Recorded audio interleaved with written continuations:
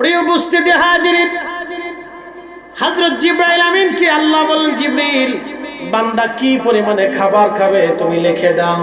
জিবরাইল আমিন লিখে দিলেন, ওয়া তারজুকু মান তাশাউ বিগাইরি হিসাব।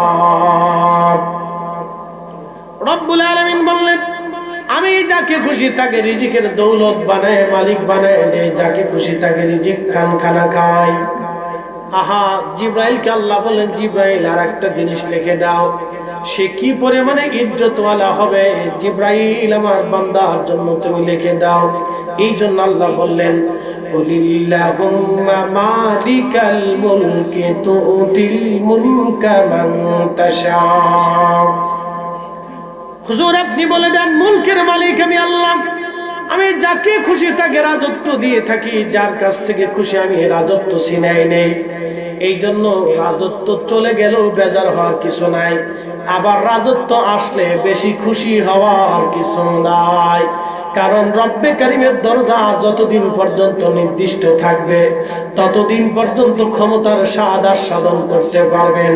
যখন রবের দরজা থেকে নাম কেটে দেওয়া যাবে তখন পৃথিবীর সব শক্তি মিলেও আপনাকে ক্ষমতায় রাখতে পারবে না,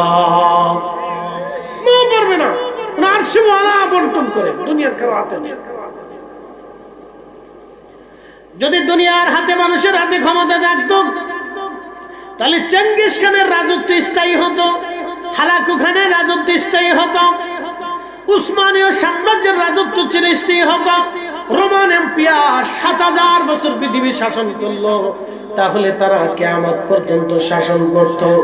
পার্সিয়ান সাম্রাজ্য 4500 বছর ধরে তারা রাজত্ব করলো, তাহলে তারাও আদৌ পর্যন্ত টিকে থাকতো। এই সাম্রাজ্য আল্লাহর হাতে। তবে একটা কথা মনে রাখবেন, আল্লাহর নবী বলে গেছেন, আমার উম্মতেরা কিয়ামত পর্যন্ত এই মক্কা মদিনা আমার উম্মতের হাতের মধ্যে থাকবে। একবার জোরে বলা যাবে কি মারহাবা। কিয়ামত পর্যন্ত আমার উম্মতের এই হারাম শাসন করবে। কিয়ামত পর্যন্ত আরবের নেতৃত্ব আমার উম্মতের হাতে থাকবে। কিয়ামত পর্যন্ত ইমাম মাহদী আলাইহিস সালাম পর্যন্ত আরবের নেতৃত্ব আল্লাহ আমার উম্মতের মধ্য দিয়ে রাখবেন। পৃথিবীর সমস্ত শক্তি মিলেও এই আরবের কর্তৃত্ব আমার উম্মত থেকে কেউ কেড়ে নিতে পারবে না।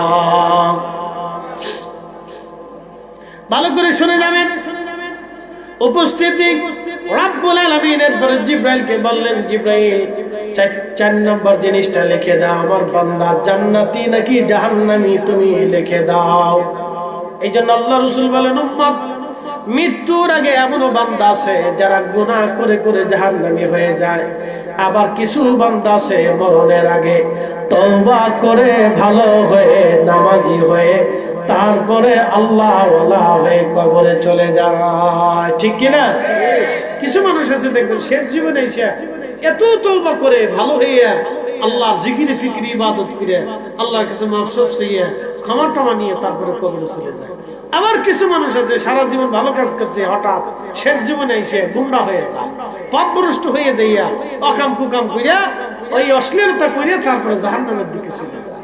এই জন্য হেদায়েত আমাদের হাতে নাই, হেদায়েত কার হাতে? আল্লাহর হাতে। এই জন্য আল্লাহর হেদায়েত নেওয়ার জন্য আপনাকে চেষ্টা করতে হবে, বারবার দোয়া করতে হবে। রব্বানা লা তুজিগ কুলুবানা বাদা ইদ হাদাইতানা ওয়া হাব লানা মিন লাদুনকা রাহমাতান ইন্নাকা আনতাল ওয়াহ্হাব। হে রব, আপনি আমাকে হেদায়েতের রাস্তা দেখে গোমরা বানাই দিয়েন না। আল্লাহ, আপনি আমাকে হেদায়েতের রাস্তা দেখায়া গোমরা বানাই দিয়েন না। বারে বারে এই দোয়া করতে, আল্লাহ আপনি আমার হেদায়েতের রাস্তা দেখাইছেন, গোমরা বানায়েন না। খুব মনোযোগের সাথে শুনবেন।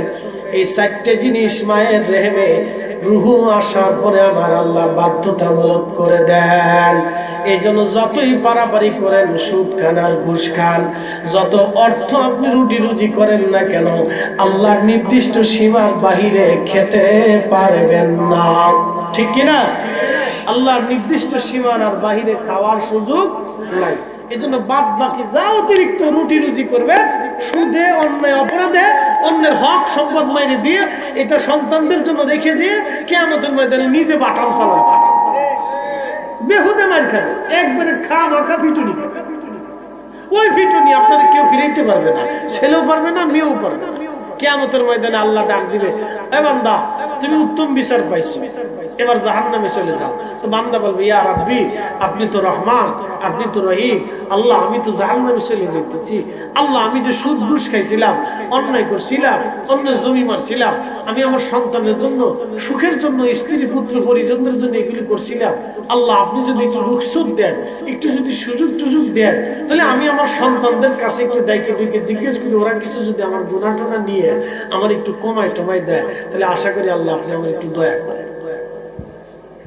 আল্লাহ বলবে, ঠিক আছে যাও, সুযোগ দিলাম, তিনি তো রহমান, যাও সুযোগ দিলাম। ডাক দিবে, আব্দুল্লাহ,